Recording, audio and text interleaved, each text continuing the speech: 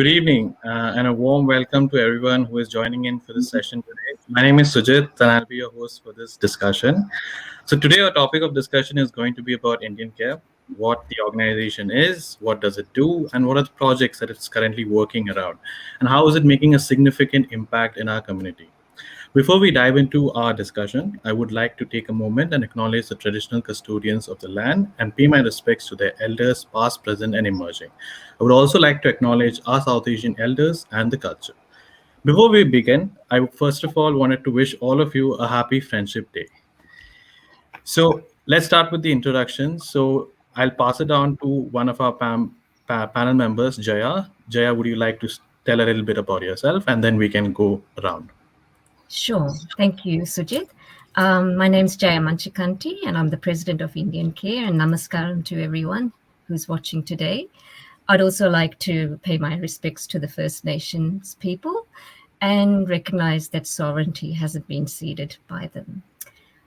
So a little bit of my background is that I come from Andhra Pradesh in South India, and I was born there but grew up in Kharagpur in West Bengal and migrated to Australia when I was 8 years old with my siblings and parents on a cold August day in 1970. And actually, it's 51 years tomorrow exactly.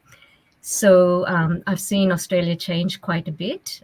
We grew up in Bendigo, and we enjoyed the hospitality of country lifestyle, but also faced some racism too. So I think, given that I really developed this sense of social justice and the need for social inclusion, and so began my journey into that way of thinking and working and living. I did do a science qualification, basic science qualification, until my children were born. I worked in labs. And then I decided when I was home with the children that I would get interested in my local community.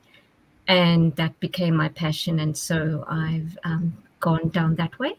Currently, I'm doing a PhD. I'm a PhD candidate at Victoria University, looking at the intersection of community development and sustainable development. So that's a little bit about my background, but I'll give you more information about IndianCare later on. Thank Thank you you. so much, Jaya. Now we pass it on to Kamal. Can you give us a little introduction about yourself? Hi everyone, my name is Kamalpreet Kaur and I'm from India, from Punjab and from beautiful city named Roopnagar. And I'm in Australia from last 5 years. And I did my Master of International Community Development degree here. And after that, I finished my Master of Social Work degree. And now I'm working with Indian Care as a family support worker. Thank you, Perfect. Sujit. Thank you so much. Jyotsna, over to you. Hi, everybody. I'm Jyotsna Rao. I arrived 26 years ago in Australia as the wife of an international student. And I studied here too later on. I have two young adults at home, and it's very important for me to teach them a just and a fair world. And that's what motivates me in this role. Perfect. Thank you so much, Jyotsna. Over to you, Chahek. Hi everybody. Thank you, Sujit. I am from I'm from Haryana in India. I moved to Melbourne in 2020 just before the lockdown happened, and I'm currently studying Master of Social Work at University of Melbourne. My journey with Indian Care started as a student on placement with Indian Care, and then I've got for, fortunately, I got the role of project worker with LDAT project. So yeah, thank you. Thank you so much. Over to you, Jaskiran. Hi, Sashrikal, Namaskar, and hi everyone. So my name is Jaskiran Kaur Dosanjh, and I came to Australia on 2007, and it's been 14 years. So I'm a proud mother of two boys, that's 6 and 16. And when I got my permanent residency and citizenship, I always, I had a passion to serve my community. That's why I pursue my degree in social work. This is my last year, and I had a privilege to work with Indian Care because that's my main aim was. to work with the families because I know there is a gap. So and Indian Care provide me the opportunity to link with our own community and see the bigger picture. So how we can improve. And I'm really enjoying my work with the team, and we are making change in people's life. So that's all about me. Perfect. Thank you so much. So I'll be the last one. I'll introduce myself. I'm Sujit. I am a recent graduate from the University of Melbourne. I came to Melbourne 2 years ago and I've been indulged in a marketing course for the past 2 years. I've always been an active advocate for education and tried to like work around projects that enhanced, and empowered students to go beyond their limitations. My association with Indian Care started off just a month back, but I mean, from my experience and from what I've experienced working here, I can proudly say that this feels like a family that I kind of connect with, a family that's far from my actual home. So, thank you so much, all of you, for joining in and having a discussion about Indian Care. So to start off our discussion, first of all, I'd like to ask Jaya. Jaya, if you could give us a small introduction about what Indian Care as an organization is and what does it do. Yes, so IndianCare began in 2013. That's when we formally became a legally constituted organization. The year before that, we were just as a small group trying to set it up. And then we've got now a board of 9 members, a staff of 6, and many volunteers. We set it up because we felt there was a gap in the service sector for the Indian community. We noticed that there were a lot of other ethno-specific organizations helping their communities, but there wasn't a totally dedicated Indian organization purely to try and meet the needs of the welfare needs of the Indian community. So we felt that was a gap, and it was also a time when the Indian population was dramatically increasing. So between 2006 and 2016, the population grew 3 times from about 50,000 to almost 170,000. That's just Indian born, but we know there are a lot of Indian origin people as well. So we felt that the population's growing, the needs are there. We were noticing that students were international students were facing quite a few difficult issues at that time. Family violence was really coming up as an issue. Older people's needs were becoming also prominent.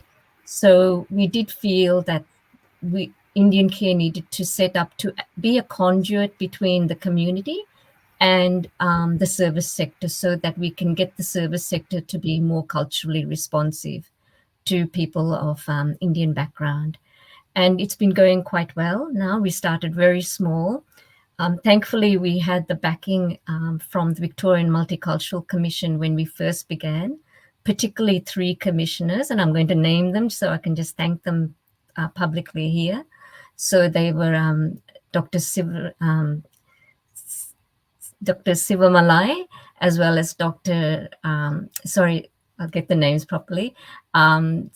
Sivamalai, as well as Srinivasan, as well as Elizabeth Drozd. And Elizabeth Drozd's board of management, where she works at Australian Multicultural Community Service, also lent us a lot of support.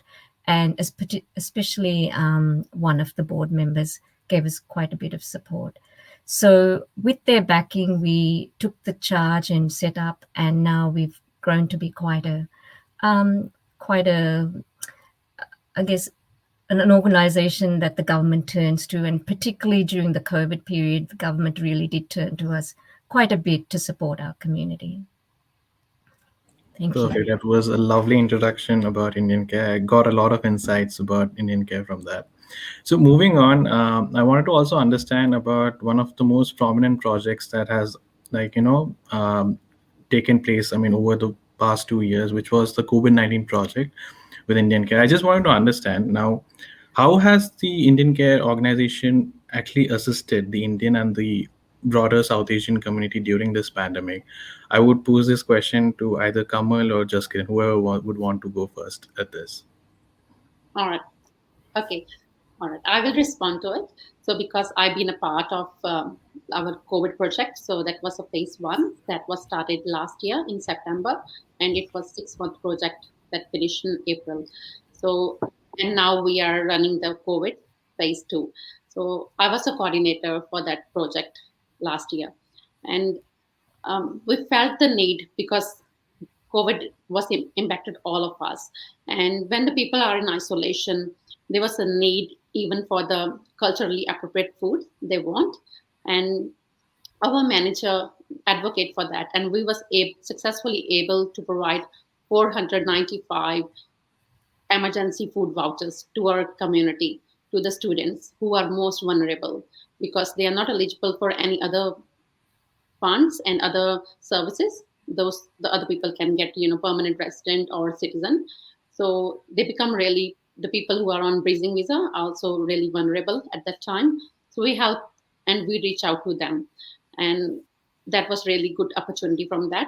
And we received 891 calls, and the staff was able to talk to all the clients and refer them to the appropriate services if they, because we have a family support worker, that's Kamal. So we do the assessment with the client, and if we felt that they are struggling with their mental well-being, so we do the assessment on that, and then we link them with the services like partner in well-being.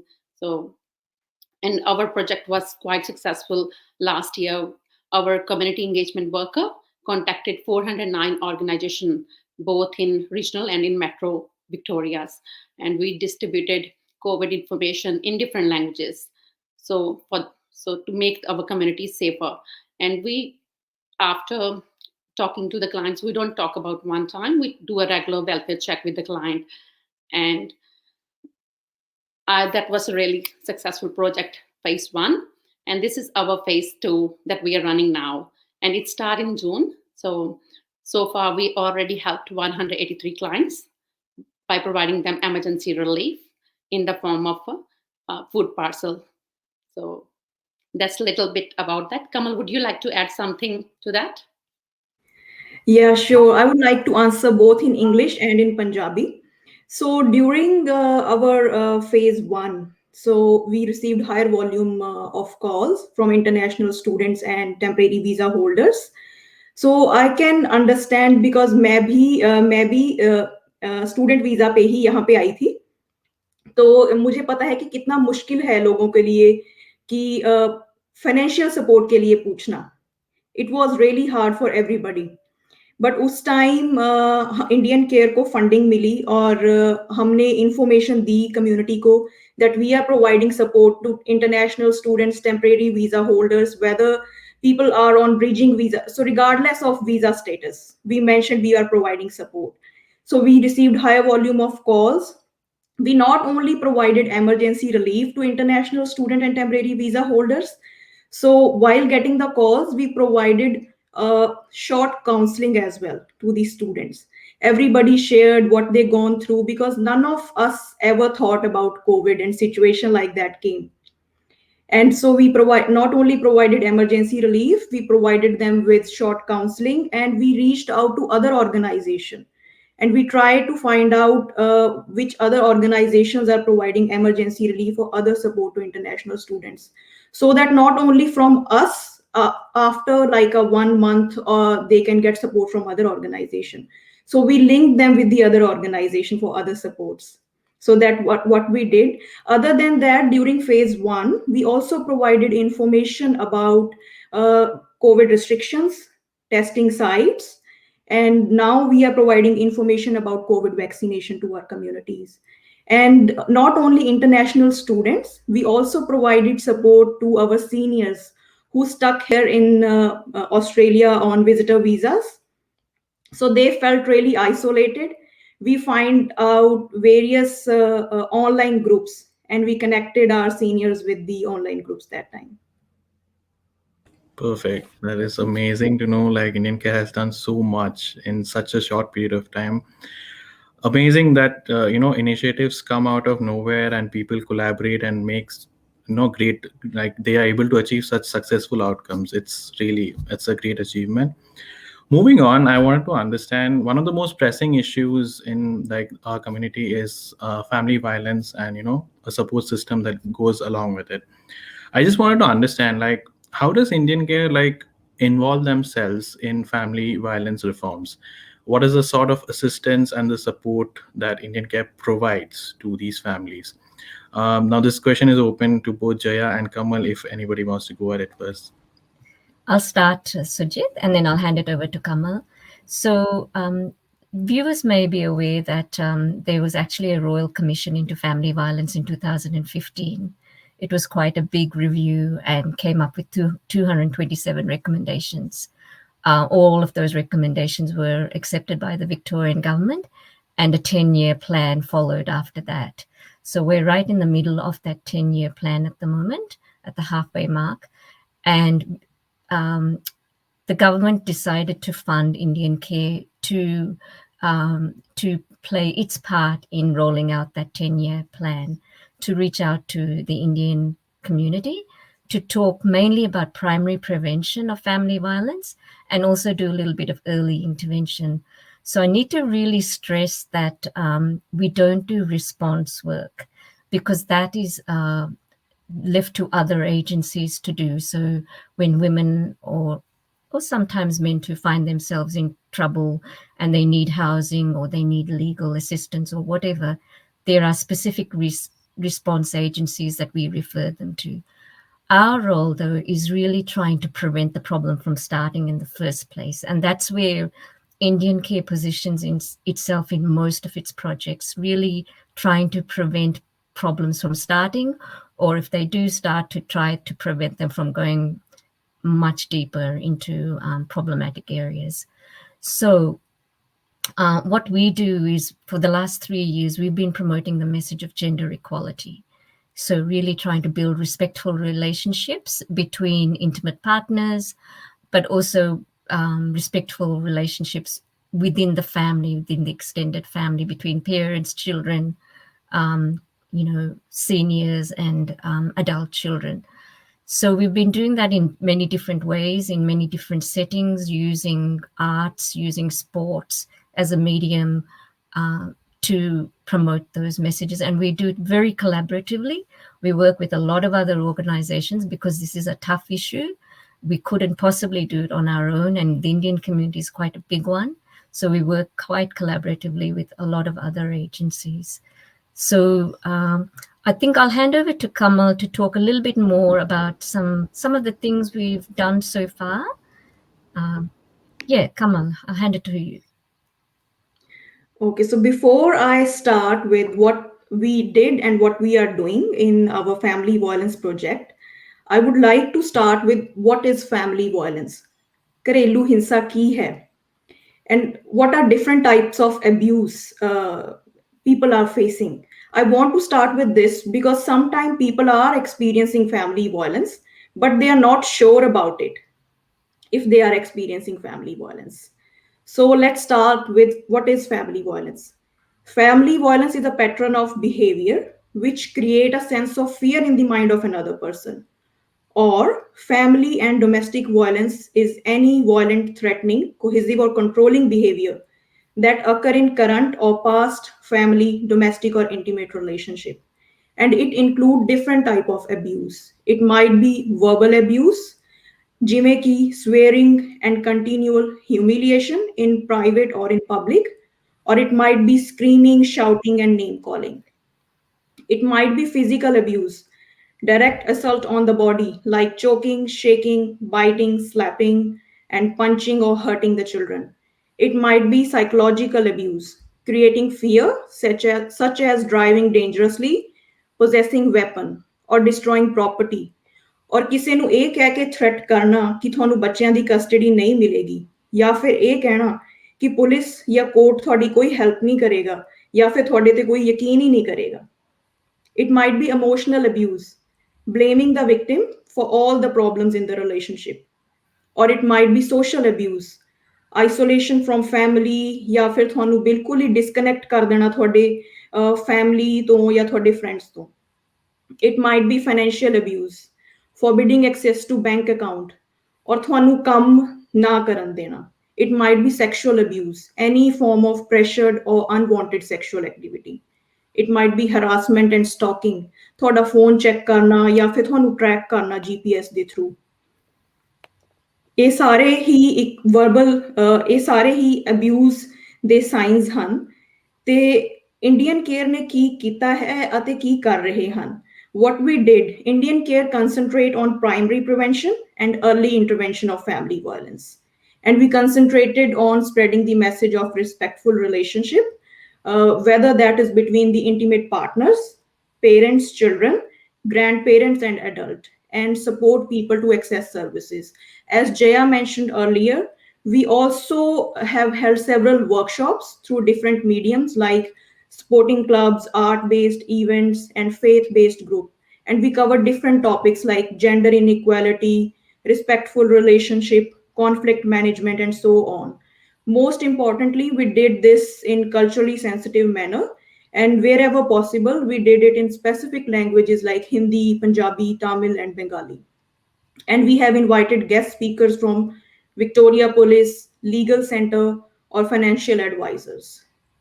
We recognize that family violence is a gendered issue and it affects women more. So therefore, we have held session for women to increase awareness regarding legal and financial issues.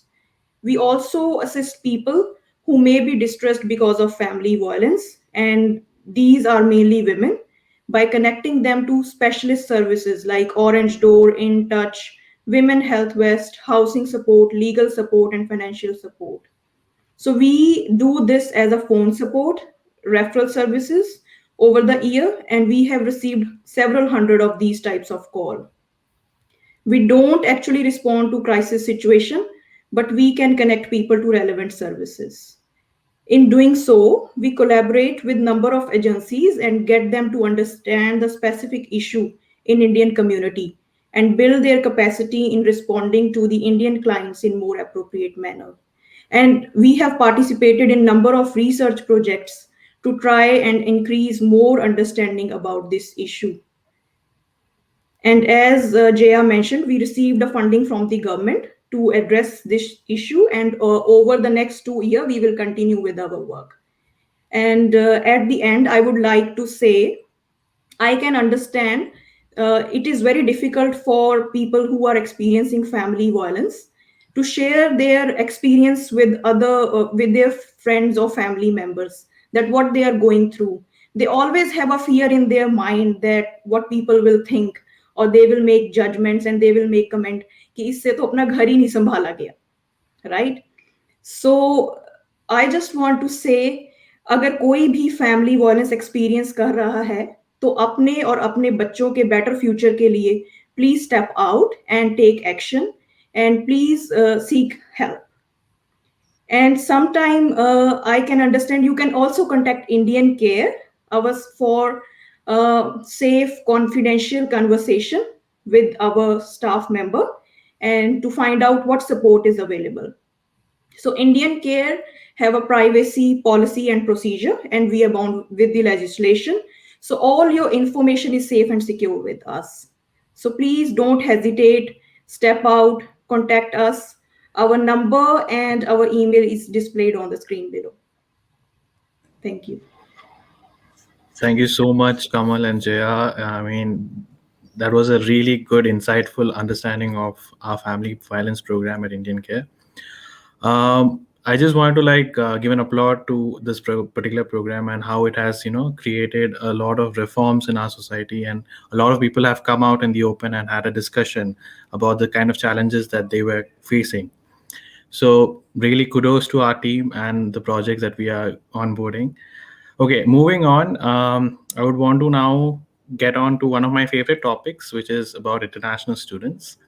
So the next speaker, who is Jyotsna, I would pose a question to you, Jyotsna, regarding what Project SAS is and how did you end up forming this project? Thank you, Sujit. My favorite topic, Project SAS. So we call it SAS because we are sassy and we are bold. It stands for South Asian International Student Support. And it was the brainchild of our previous manager at IndianCare. So, how did this come about? As you know, IndianCare gets a lot of students on placement. And because we were situated in the western suburbs pre COVID, we would get we would meet our staff would meet students at the local grocery shops, the Indian shops, the Indian restaurants, places very typical where our students work. So in course of conversations, and also remember, they have moved countries to come here. There is a huge cultural shift, and of course the loss of social capital. And when they get here, they are alone and they lack social capital, so they need to build it. What COVID did was COVID didn't even give the students an opportunity to go to campus. They came here 2 weeks in, lockdown happened, and they were in their own little cubicles or rooms. So during the course of our conversations with the students, we realized that a lot of them don't really get connected. So while social isolation is an issue, they also don't know where to go for help, where to seek help, what are their rights and responsibilities while living in Victoria. And that's how Project SAS was born. So this is a project that has been funded by Study Melbourne as part of their International Student Welfare Program for 2020. And what did we do? I guess that's going to be your next question, is it, Sujit? That's correct. That's my next question. It's just about like how did you end up forming this project, and what were the objectives of this particular program? I would want to know that. Okay. So SAS is most importantly a student led project. So it's a co design project where we work with all of you and you tell us what you want done and we facilitate what you want done. So the objective was to empower, support, and educate. So we empowered the students by filling the gaps in knowledge about their work rights, about their rights and responsibilities of living in a safe community, about the understanding of Australian workplaces, because students need to work when they come here after their studies. I mean, every student dreams what after, what next. But the barrier is local work experience. So we need to then tell the employers that give our students a go. That way they get local work experience and then give them a go to work what they have studied in. So those were the activities. And to get those opportunities to work, our students need key entry points in corporates, in not for profits, or any other organizations that understand inclusion and diversity. And so IndianCare identifies those key entry points and connects the students to those organizations. Thank you so much for that, Jyotsna. It was very insightful. Uh, as an international student, when you're away from your, comfort zone, when you're away from your home ground, it becomes difficult for them to cope with such challenges. So I wanted to understand, like, what are the kind of challenges that you observed in South Asian international students when you started off with this project? And, what are your thoughts about what happened and what could have been, improved along the way? So there were a few issues that we had observed. One was that while the students are very good at their content knowledge, they hesitate to apply for jobs, and they don't really know how to word that CV or the selection criteria, which is a very important part of work culture in Australia. The other barrier that we found was that networking, because they don't know anybody here, they lack that capital. So it's important to know to make those conversations, to build a LinkedIn profile and get yourself and your brand out there. So that's another barrier we found. Then because it was COVID, we also realized that our students were very hesitant to go and get themselves tested because they typically work in areas where there is insecure work, like hospitality, retail, cleaning. These are all insecure, very shift dependent. So they would not want to go get themselves tested because they were scared that they could not earn that day's shift. And of course, a part of that SAS objective was also to encourage the students to go and get tested, because testing in Victoria is free, and also to apply for that for that I forget what it's called. I think it's COVID pay or something, whatever. But the government actually pays you while you isolate post testing. So these are some of the barriers. The other barrier that I'm very very keen on is that COVID affected our students' emotional and social well-being phenomenally. There was a huge impact. Students were forced sometimes to shack up together, which can lead to loss of privacy. They could not negotiate their tenancy agreements, and these things are genuine concerns. So what are we doing after this? So we've also been funded for Project SAS and Wellbeing, which is, again, thank you to Study Melbourne, part of their International Student Welfare Program 2021. And what we will do is get the students to create resources for them, for themselves, to talk about issues that they want to discuss in safe and supported conversations. Perfect. Thank you so much, Josna. My next question would be, now this program was like co-designed by student leaders. I want to understand like what kind of support system did you enable in this particular program? What are the kind what are the what were the kind of services that you actually provided to the South Asian international students? And to like sum it all up, like what was the impact that you kind of like observed? Okay, so let me begin by saying this was a 10 member consortium. There were 5 universities: Melbourne, La Trobe, Vic, RMIT, and Federation. And there were 5 community organizations who are our partners in this. Also, students live in communities. COVID showed that the diaspora stepped up.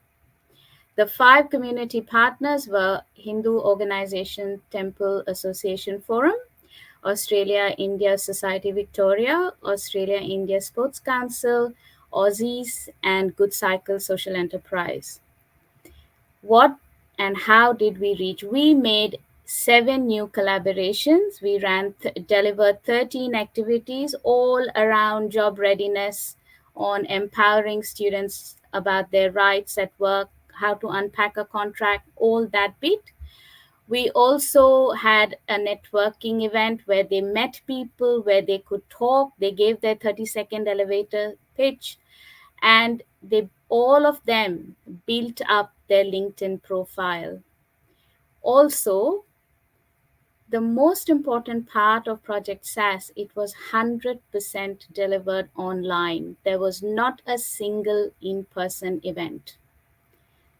So that's the impact it had. We supported the EQ and the IQ of the South Asian international students. That's amazing. That's really nice to hear. Like a lot of students, got a lot of benefits and a lot of, resources to look forward to and, grow from.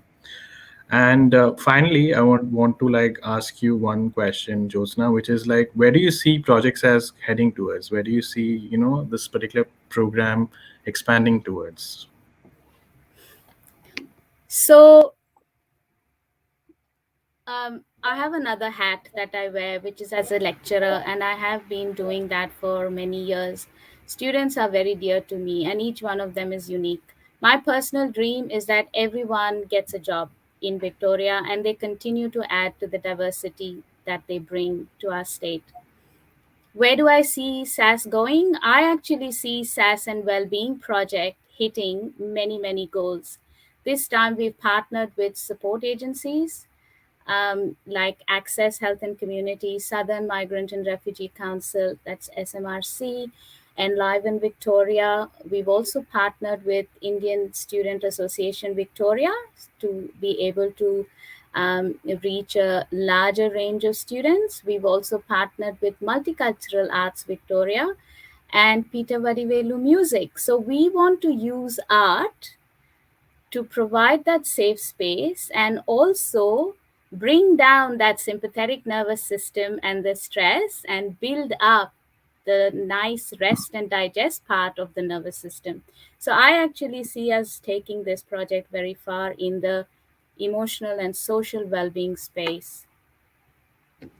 That's amazing. I feel as you mentioned, right? A lot of our South Asian voices are unheard sometimes, and we face a lot of difficulties in this, process of transition from a comfort zone to something completely, you don't know where you're going. There's a lot of uncertainty in your journey, but it's a good thing that there's an initiative run by an organization that is trying to empower the students, that is trying to give them a lot of access points to growth, so that the community as a whole, you know builds or learns together, tries to like overcome challenges. Great initiative. Thank you so much, Josna, for sharing about Project S. We'll now move on to another crucial component of Indian Care, which is the information and support services. Now, I just wanted to understand, how are these services actually delivered in a culturally appropriate way? And this question is, yeah, anybody can go at it. Either it's Jaya or Kamal, anyone who wants to like take the first stance. I'm happy to start and then I can hand it over to others. So our information support and referral service is probably our core activity, but for which we really don't get specific funding. We try and use our project money to keep this this activity going, because it's really the crucial work where we enable people in our community to ring us and say, look, I've got this issue. Can you tell me what to do? It's as basic as that, but it makes such a big difference to so many people's lives. And to be able to speak in language as well, because quite a few of our people who answer the calls can speak many other languages, especially Hindi, of course, our main language. It immediately cuts through some barriers. So I think that's really important, and that's what we promoting. We've now got a 1300 number, so it will make it much more easier for people to contact us. I think Kamal or Kiran may have some figures on how many calls we receive or have received in the last few months. I think that would be a good figure to share with people. So I'll hand it over. I can update you about the figures. Like we received 169 calls in the last 2 months, and when the period of a lockdown for 5 days, we received daily, 10 to 12 calls just for the emergency relief. And it's really beneficial for us as well. So we are able to help the people who are in need, who are in self-isolation, and we are able to provide them a support when it's required. So, and same thing with the cultural competent, our staff is able to provide a cultural competent service because they are aware of the culture, other people's culture and belief. And the time when we say to the client, would you like to speak in Hindi or Punjabi? It helps, and they can share more, and we then find out what is the real issue, what is the immediate need. So it's really beneficial to provide that service to the community. Perfect. Thank you so much, Jaya and Jaskiran, for sharing about our information and support services that are available. And I do encourage anyone out there who would want to, get in touch with us and know more about what we provide as an organization, to please reach out to us and tell us your queries and discuss your problems with us. So finally, I wanted to move ahead with one final project that we work on, which is the LDAT, or the Local Drug Action Team. So Chahak, you are the main coordinator for this program. So I just wanted to understand from your end, like, what are the different activities or other different mechanisms that you put in place to, make this a more cohesive program and make people involved and connected in this. So would you like to share some thoughts about this? Yep. Thank you, Sujit. So before I tell you about the activities, I'd like to give a bit more information about what the project actually is. So the Local Drug Action Team program is implemented by the Alcohol and Drug Foundation, and the program supports communities to work together to deliver evidence-informed activities that prevent and minimize the harm caused by alcohol and drugs. So IndianCare till date has successfully implemented 2 community action plans that were tailored to the needs of the Indian community in the western region of Victoria. So the Western Alcohol Action Team aims to assist the South Asian communities in the Western Melbourne to be more strong and connected and healthy community by decreasing the risk factors associated with alcohol and drug use, and promoting and strengthening the protective factors against harmful alcohol consumption, and also to build community resilience, especially during the time of the COVID crisis. So far in the last year, we've had 4 programs or activities implemented under the LDAT project, and those activities all happened online because of the COVID restrictions. The first one was basically the digital literacy sessions, where we provided a platform for the participants to, help them learn more about the digital environment, because as you know, everything was happening online during the COVID times. So, and with the seniors, they might find it very difficult to, engage in an online medium of learning. So the first one was to organize digital literacy sessions for them, so that they could also continue with their group meetings online and not just with the LDAT activities. So yeah, the second one was basically conversational English classes, because it's very difficult for seniors to move to Australia and connect with others in the community because there are language barriers that exist. So this generally provided them the confidence to, converse in English with others and it has been so successful, because I know some of the participants now, they're so independent and they can, make their own appointments with the doctors, go out and do grocery shoppings and interact with others in the community. So it has been a successful project. The other one was yoga sessions that were happening online. And we know that everybody was at home and it's difficult to engage in some physical activity, but physical health and well-being is equally important. So we organized some yoga sessions that were online. And the last one was family well-being sessions. Those sessions provided families with a platform to address stress, anxiety, anger, and conflict resolution, and also how to manage family stress and increase their knowledge of positive parenting. All the programs were highly appreciated by the participants, and everybody responded to increased feeling of social connection and, major support at the COVID times, because since they could not move out, it was all happening online, but they knew that every week they have somebody they can interact with. So it was a platform for them to build on their social networking and interact with others in the communities. Other than that, currently IndiaCare is organizing 3 social and emotional well-being sessions with support from the Wyndham City Council for the Indian community in the Wyndham region. All the 3 sessions have been tailored for different cohorts like Indian international students, families, and seniors. And the sessions would basically be focusing on positive coping strategies and importance of social networks, especially during the COVID-19 crisis. So here I would like to mention the dates for the sessions so that everybody is aware of it.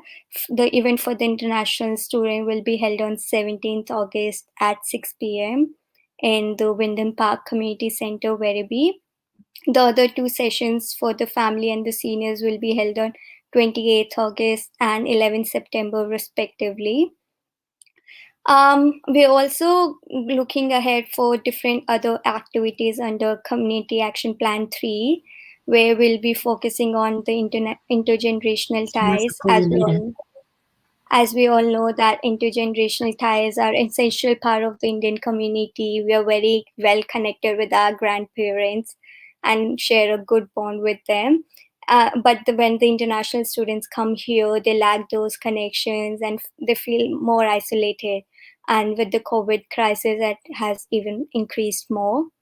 So for the next community action plan, we'll be focusing on strengthening the intergenerational connections that will be beneficial for both the young and the older generation. And along with that, we'll also be increasing knowledge about the alcohol and drug related harms. And the platform would be providing a positive space for everyone to share their skills, wisdom, experience, and friendship. So, yeah.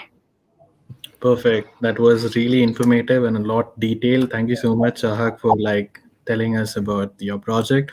So just to I just wanted to understand one aspect was that what did you see as an impact? Like this project has been going on for quite some time. What was your observation as what did the project end up achieving? Was it able to prevent people from alcohol and other drugs? What are the kind of results that you kind of like achieve from this So, project? so as I mentioned earlier, we focus on the protective factors instead, more. So we provided programs where we enhancing their lifestyle, motivating themselves to indulge in positive lifestyle habits. And so far, it has been very impactful on those seniors that were engaged with the programs, because I know they feel more independent after those activities that they conducted so far. I know cases where they moved in here right before the lockdown and didn't know anybody, but when the lockdown restriction eased, they knew quite a few people around them, and they were able to engage in conversations with them, meet with them regularly, because they knew them since the start of the activities, and it didn't feel like that they were meeting new people here. Moreover, it has allowed them to have open conversation about drug and alcohol related harms, because I believe it's very difficult to engage in conversation within the Indian community uh, around issues like alcohol and drug related. So but we had quite a few open conversations around that. What are the laws here in Australia and how it affects them? What are the standard drink size here in Australia? What like so all those conversation, because they're not very much aware about them when they move here from India, and it was a good opportunity for them to know about all that. And I mean, also about driving, what's the limit for alcohol while you're driving and that sort of thing. So this information has actually helped them, and all the information is provided in a culturally sensitive manner. So it's not like we're providing information based on something they won't understand. So it's very much provided in a manner that they would understand that information and they don't feel judged on that. Yes. Yeah. Thank you so much for sharing, Jahak. Ja- Jay, you uh, wanted to add something? Yes, sorry, I apologize before if my mobile rang and I responded. I just wanted to say that Chahak's project, the LDAT project, is yet another example of a primary prevention and early intervention project. We're trying to prevent problems from starting. So it's really how we're trying to position IndianCare as much as possible. And thank you, Chahak, and everyone, all the team. They do great work. Amazing. Thank you so much for all of you for sharing your thoughts and your achievements that you've made through these projects. So before I go into the next question, I wanted to give a big shout out to everyone who is watching in. They've been building up. There have been a lot of comments that have been building up about the kind of work we have been doing, and they're also kind of like supporting us all throughout. So big shout out to everyone. Thank you so much for your support. Now, my next question is about collaboration. Now, as an organization, when you want to amplify a message, you kind of collaborate with other people, you tend to form partnerships. So I just wanted to understand, how does the Indian Care organization goes about forming partnership? How does it go about forming these strategic partnerships, and how does it amplify its message? So anybody would want to share their thoughts about this? I'll start, Sujit, and Yes. people in their respective projects may want to add. It's interesting that actually we've not had to really reach out to form partnerships. Agencies have come to us, and it sort of validates the existence of IndianCare, because they have called us and said, we're struggling to engage with the Indian community. Can you help us? And thus partnerships form. So lately, a lot of local governments have been contacting us. Previously, it was many not-for-profit organizations, but it's interesting now how local governments, which are big organizations, are reaching out to a smaller agency like us, which is quite an interesting phenomenon. Victorian government also sees us as their partner because they have relied on us to deliver the International Student Project, the Family Violence Prevention Project, the COVID-19 related projects. And similarly, Alcohol and Drug Foundation, they approached us. So it's been good. It's sort of then meant that there is a need for an organization like ours. But also in the respective projects, such as Project Ujala, which is our family violence project, we form a reference group and invite people to be on that reference group, such as Women's Health West, some legal organizations, financial organizations, some community groups. Then there's a reference group there. Jyotsna has already mentioned that there were 10 other agencies for Project SAS. So we have got quite a number of partnerships now, and it's been good because that's the only way we can have a bigger impact. And like I said before, we can't do this alone. Would anyone else from the team like to add to that? Yeah, I just wanted to also say that sometimes IndianCare leading a project over a shared concern has a collective impact because we then work together with everybody to design a program that is culturally sensitive and responsive. And that really means breaking those barriers, to seek and access support services. So I think it's a very important part of even Project SAS. Amazing. Perfect.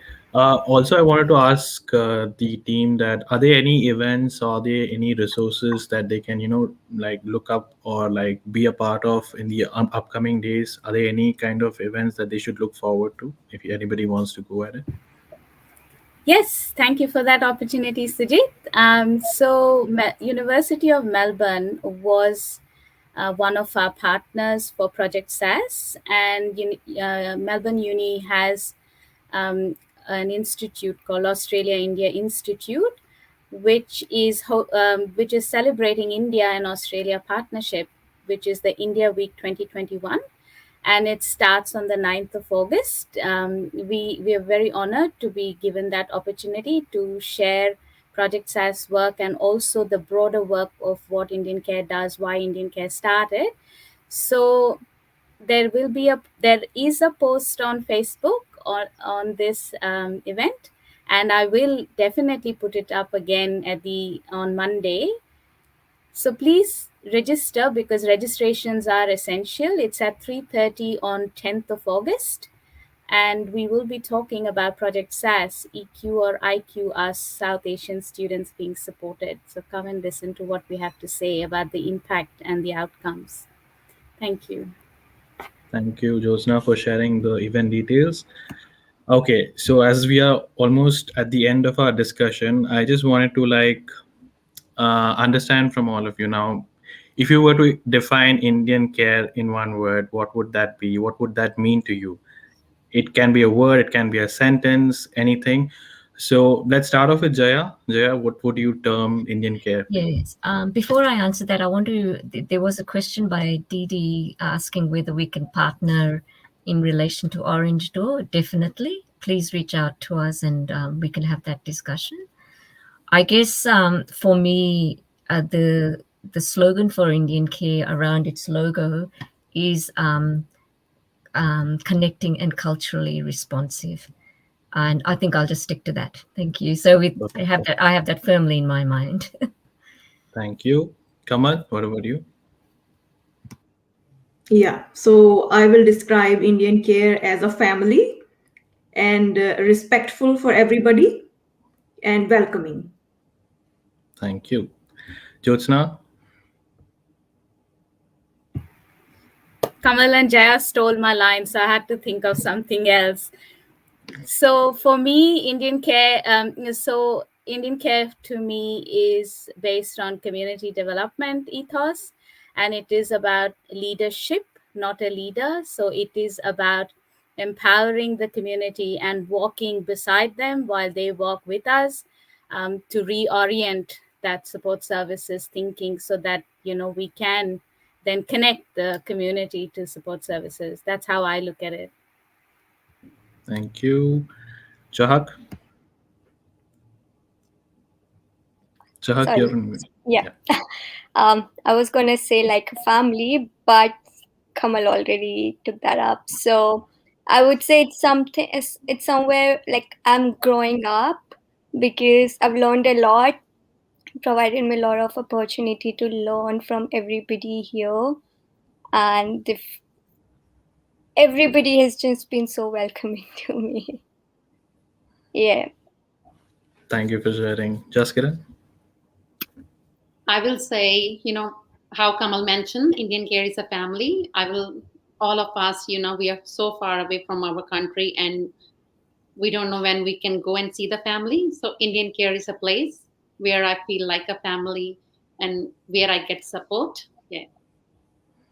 Perfect. So I'll maybe finish it off by saying Indian Care to me is my second home, a home away from home, where I come in and have interactions with my family members and try and learn from them, grow with them. So it's a great platform to connect with like-minded people, to help the community in every way possible. With my limited experience of working at Indian Care, I have got to gain a lot of insights, got to learn a lot from all of you. So thank you, and thank you all of you for joining in for this discussion. Just a kind of a refresher: if anybody wants any sort of help or support, you can reach out to us. The numbers are listed in the comment section below. Do reach out to us if you have any kind of challenges. If you want to get some sort of support from Indian Care, please do reach out to us. With that, I'll be closing this discussion. So thank you so much all for tuning in. Hope to see you soon.